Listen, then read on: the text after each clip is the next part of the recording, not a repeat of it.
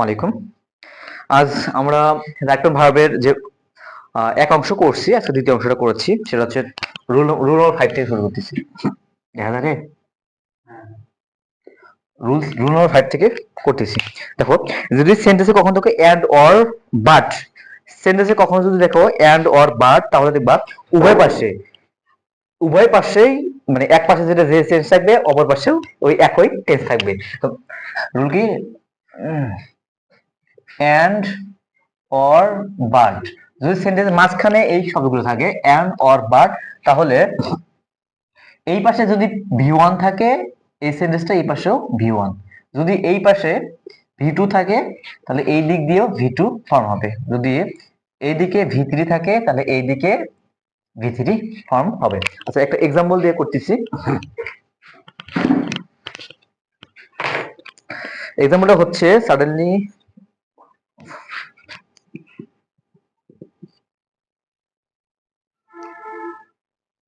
suddenly she woke up and felt happy। Example দেখো, first এই পাশে কোন ফর্ম আছে? বাম দিকে একটা ফর্ম আছে, আর এই দিকে একটা, দুইটা ভার্ব, দুই দিকে দুইটা ভার্ব। এইদিকে প্রথম অংশে যে যে টেন্স থাকবে, পরের অংশে একই টেন্স হবে। এদিকে কি আছে? ও কাপ, এটা হলো ভি2 ফর্মে আছে, তাহলে আমাদের এই ফর্মটা কি হবে? ভি2 ফর্মেই হবে। তাহলে এইখানে অ্যান্সারটা কি হচ্ছে? তাহলে অ্যান্সার হবে ফিলের ভি2 ফর্ম কি? ফেল্ড। আমি আগে আগে বলছিলাম যে ভার্বের ফর্মগুলো অবশ্যই তোমাদের মুখস্থ করতে হবে। আশা করি বুঝতে পারছো। রুল নম্বর 4 আমাদের কমপ্লিট। এবার রুল নম্বর 5 এ চলে আসি। এই রুল 5 এ তো করাই না, রুল নম্বর 6 এ চলে আসি।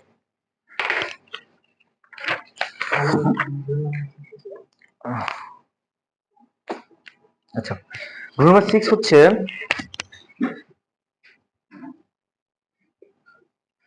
রুল নম্বর 6 এখানে সমস্যা হচ্ছে, এখানে দেখাচ্ছে সাবজেক্ট যদি কখনো সাবজেক্ট সিঙ্গুলার, সাবজেক্ট সিঙ্গুলার হলে ভার্বও সিঙ্গুলার হবে, ভার্বও সিঙ্গুলার হবে। আর যদি সাবজেক্ট প্লুরাল হয়, তাহলে ভার্বও প্লুরাল হবে। আচ্ছা, সিঙ্গুলার মানে এক বোঝায়, আর প্লুরাল মানে অনেকগুলো বোঝায়। এক্সাম্পলের মাধ্যমে পড়ি।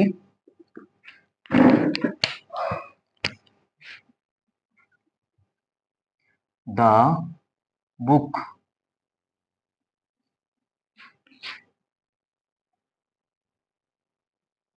On the table. আচ্ছা, সিঙ্গুলার ভার্বগুলো কি কি? হ্যাঁ, সিঙ্গুলার ভার্বগুলো কি কি? ভার্ব সিঙ্গুলার, আর হচ্ছে ভার্ব প্লুরাল। ভার্ব সিঙ্গুলার গুলো কি কি? এম, ইজ, ওয়াজ, হ্যাজ, এগুলো হচ্ছে সিঙ্গুলার ভার্ব, বি ভার্বের মধ্যে। এগুলো বি ভার্ব কিন্তু। Am, is, was, has. আর হচ্ছে প্লুরাল ভার্ব গুলো কি কি? আর, ওয়ার, হচ্ছে হ্যাভ।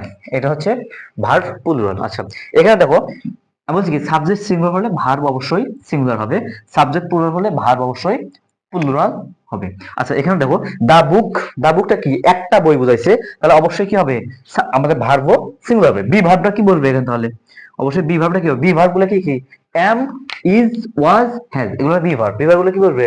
তাহলে অবশ্যই এখানে দা বুক ইজ হবে। সাবজেক্ট সিঙ্গুলার হলে ভার্বও সিঙ্গুলার হবে। আমি বলছি আরেকটা উদাহরণ করছি, হচ্ছে আচ্ছা দেয়ার, দেয়ার একটা করি।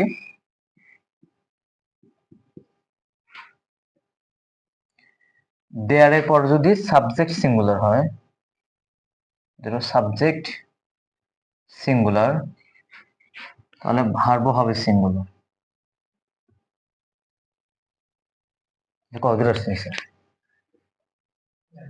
দেয়ার এর পর যদি সাবজেক্ট প্লুরাল হয়, তাহলে ভার্ব হচ্ছে প্লুরাল হবে।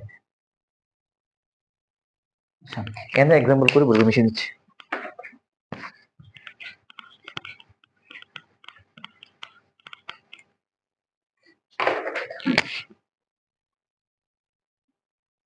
আচ্ছা, এক্সাম্পল একটা করি।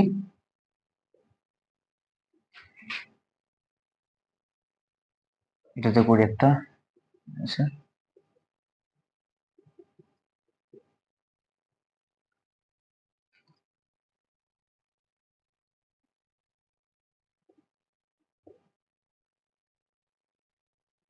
আচ্ছা এটা একটা আছে।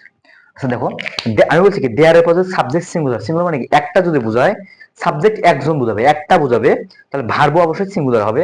দেয়ার এর পরে যদি সাবজেক্ট প্লুরাল হয়, ভার্ব প্লুরাল হবে। এর কথা হচ্ছে দেখো, দেয়ার, এখানে সাবজেক্ট কি, এ বুক, একটা দেখো এখানে কয়টা বই বুঝাইছে, একটা বই, তাহলে অবশ্যই আমাদের কি ভার্বটা অবশ্যই আমাদের সিঙ্গুলার হবে।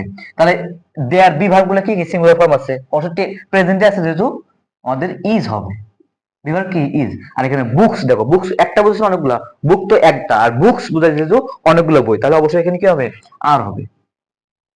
এটা আগে দেখাইছিলাম যে সিঙ্গুলার ভার্ব কি কি, এগুলো আমি আগেই মডাল ভার্ব দেখাইছি।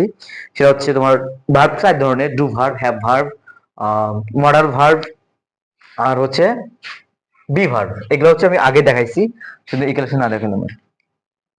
আচ্ছা, বেশি দিলাম। তো 6 রুল 7 এ চলে আসছি। রুল 7টা হচ্ছে একটা ছন্দ মুখস্থ করি।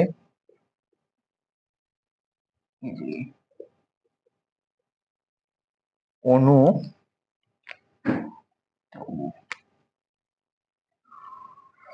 অনু আর ডগস,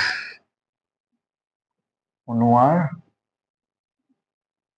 ডগস, এই যে মোটামুটি অনু আর ডগস। আচ্ছা, ওতে হচ্ছে ওকেশনালি, আর হচ্ছে এনতে নরমালি, আর ইউতে ইউজুয়ালি, আর এতে অলওয়েজ। হ্যাঁ, এতে অলওয়েজ, আর আরতে হচ্ছে রেগুলারলি, আর ইতে হচ্ছে এভরিডে, আর ডিতে হচ্ছে ডেইলি, ওতে হচ্ছে অফেন, আর জিতে হচ্ছে জেনারেলি, আর এসতে হচ্ছে সামটাইমস।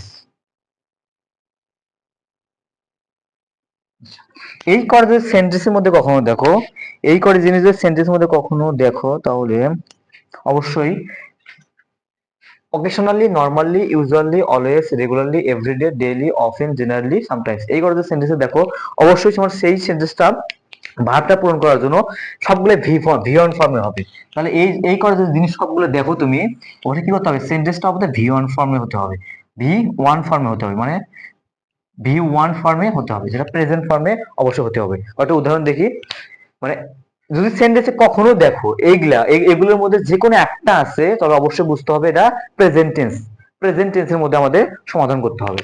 আচ্ছা, একটা এক্সাম্পল করি।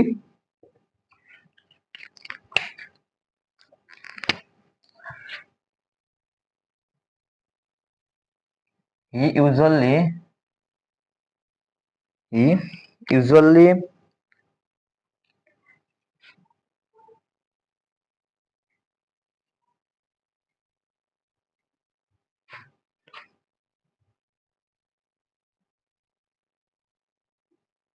আচ্ছা, এখানে দেখো কি আছে, ইউজুয়ালি আছে, he usually come home regularly, কোন ফর্মে আমাদের নিয়ে আসতে হবে, অবশ্যই ভি ওয়ান ফর্ম নিয়ে আসতে হবে। আচ্ছা, এইদিকে লক্ষ্য রাখতে হবে, দেখো যেহেতু সাবজেক্ট হি আছে, তাই ভার্বের সাথে এস অথবা ইয়েস অবশ্যই যুক্ত হবে। এমনিতে ভি ওয়ান ফর্মে আছে, কিন্তু এস অথবা ইয়েস যুক্ত হবে, কেননা সাবজেক্ট মানে কি আছে, yes, third person singular number আছে, ভার্বের সাথে এস বা ইয়েস যুক্ত হবে। এই সবাই বুঝতে পারছো? বেশি দিলাম, কমে গেছে।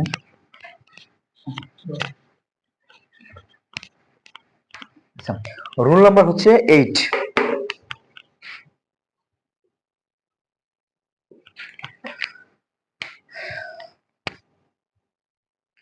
আচ্ছা, এ ললা, এ ললায়, এই করা থাকলে এই যে ওয়াট, এটা ছন্দ একটা, এটা যদি থাকে অবশ্যই সবগুলো কি হতে হবে, ভিটু ফর্মে হতে হবে। আচ্ছা, এতে কি আছে,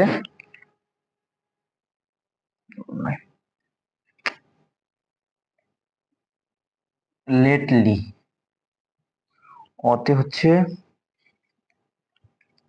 ওয়ান্স, এলতে লং, আর এতে এগো। আচ্ছা, আর ইয়েতে হচ্ছে ইয়েস্টারডে। সেন্টেন্সে কখনো দেখো এই করা জিনিস আছে, lately, once, long, ago, yesterday. সেন্টেন্সের মধ্যে কখনো যদি এই করা lately, once, long, ago, yesterday থাকে, অবশ্যই সেই সেন্টেন্সটা আমাদের কি করতে হবে, ভিটু ফর্ম মানে পাস্ট ফর্মে করতে হবে। ভিটু ফর্ম মানে পাস্ট ফর্মে করতে হবে। তাহলে একটা এক্সাম্পল করি,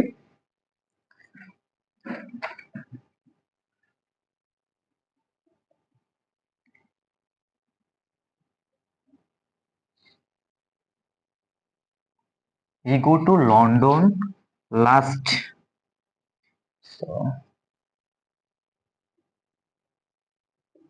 লাস্ট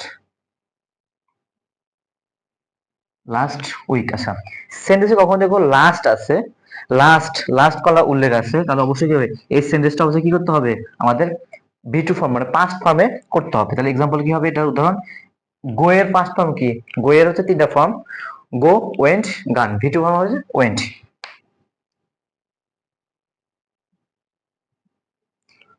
আশা করি বুঝতে পারছো। আচ্ছা, রুল নাম্বার 8 শেষ, রুল নাম্বার 9 চলে যাই।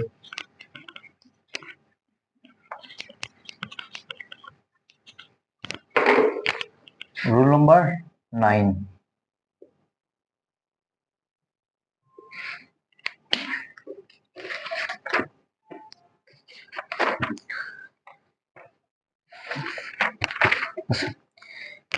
সেন্টেন্সে কখনো যদি ডু ভার্ব, ডু, ডিড, আর হচ্ছে do, did, does, do did does, তাহলে সেখানে ভার্ব গুলো অবশ্যই ভি ওয়ান ফর্মে ভার্ব হবে। কোন ফর্মে, ভি ওয়ান ফর্মের ভার্ব হবে। আবার যদি সেন্টেন্সে কখন দেখো হ্যাভ, হ্যাজ, হ্যাড, এগুলো থাকলে অবশ্যই ভার্ব গুলো হবে ভি থ্রি ফর্মের। ভার্ব গুলো কি হবে, ভি থ্রি ফর্মের হবে। সেন্টেন্সে কখনো দেখো do, does, do did, does এই দিয়ে থাকে, এগুলো সেন্টেন্সের শুরু হয় সেন্টেন্স, অবশ্যই সেখানকার ভার্বটা ভি ওয়ান ফর্মে হবে। আর হ্যাভ, হ্যাজ, হ্যাড এগুলো থাকলে সেখানে সেন্টেন্সটা ভি থ্রি ফর্ম মানে পাস্ট পার্টিসিপল ফর্মে হবে। আচ্ছা, এক্সাম্পল কয়েকটা করি, এক্সাম্পল দুটো করলে আমাদের বুঝতে সুবিধা হবে। এক্সাম্পল হচ্ছে, did you, did you go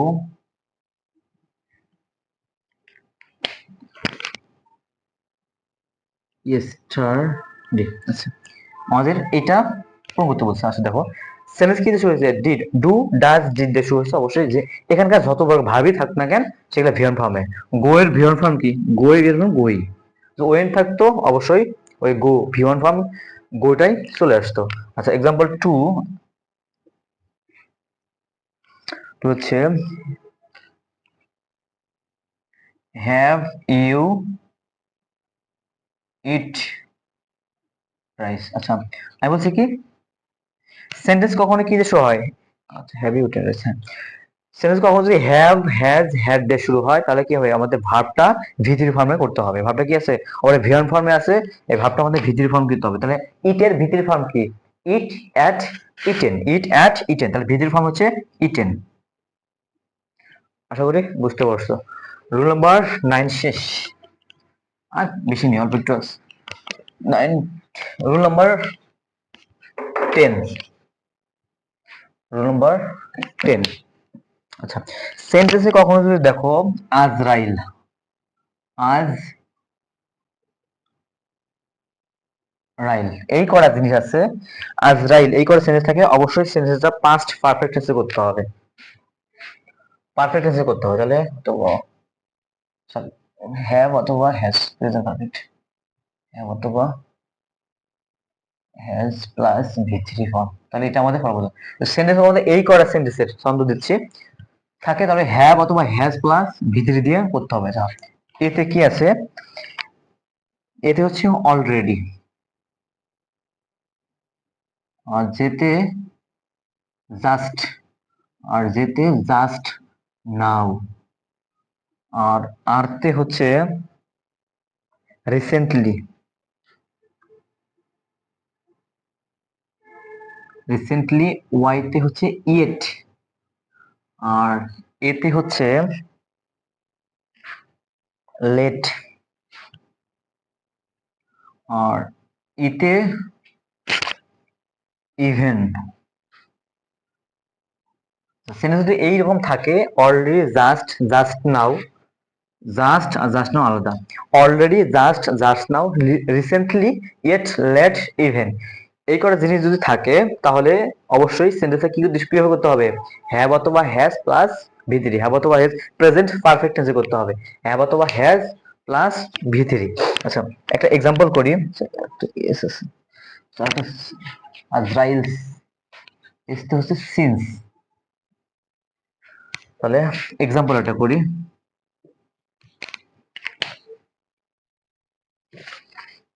example হচ্ছে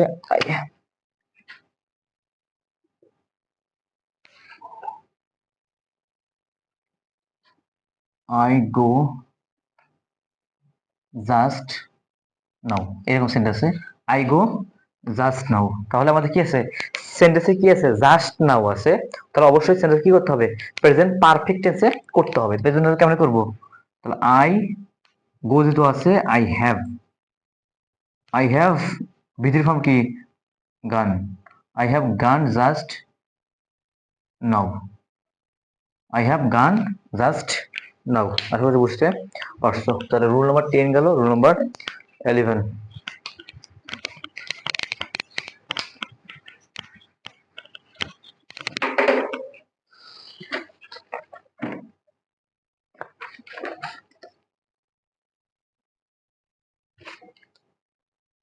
আচ্ছা, এর আগেও কিছু জিনিস শিখেছি, সেটা হচ্ছে মডাল ভার্ব। মডাল করে এর আগেও লিখে দিচ্ছি, আবারও লিখে দিচ্ছি। যখনই মডাল ভার্ব, আমাদের টেন্স রুল শেষ প্রায়, আর অল্প একটু আছে। যদি কখনো মডাল ভার্ব থাকে, অবশ্যই সেই সেন্টেন্সকে কি করতে হবে, ভি1 ফর্মে নিয়ে যেতে হবে। মডাল ভার্ব গুলো কি কি আবারও লিখে নাও একটু। মডাল ভার্ব, মডাল ভার্ব গুলো কি কি, can, could, shall, should, will, would, may, might, must, used to, need, dare, want to। আচ্ছা, মডাল ভাবে এগারোটাই, can, could, shall, should, will, would, may, might, must, use to, need, dare, ought to, এগুলো যদি থাকে অবশ্যই কোন sentence যদি থাকে, সেন্টেন্সের অবশ্যই ভার্ব থাকবে। ভার্বটা অবশ্যই কি কোন ফর্মে, ভি1 ফর্মে হতে হবে। এগুলো যদি থাকে, সেই সেন্টেন্সটা আমাদের ভি1 ফর্মে নিতে হবে, ভি1 ফর্মে নিতে হবে, ভি1 মানে প্রেজেন্ট ফর্মে নিতে হবে। আচ্ছা, এগুলোর সাথে যদি কখনো, এগুলোর সাথে যদি কখনো দেখো বি ভার্ব আছে, কি আছে, বি যুক্ত আছে, এগুলোর সাথে মনে করো can be, could be, shall be, should be, will be, would be, may be, এগুলো যদি উল্লেখ থাকে, তবে অবশ্যই কি করতে হবে, সেই সেন্টেন্সটা ভি3 ফর্মে করতে হবে। উড বি প্লাস ভি3 ফর্ম, মানে পাস্ট পার্টিসিপল ফর্মে করতে হবে, পাস্ট পার্টিসিপল ফর্মে করতে হবে। আচ্ছা, একটা এক্সাম্পল করি।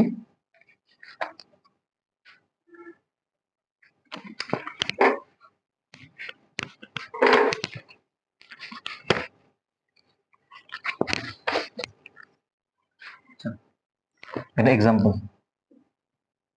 দে ক্যান বি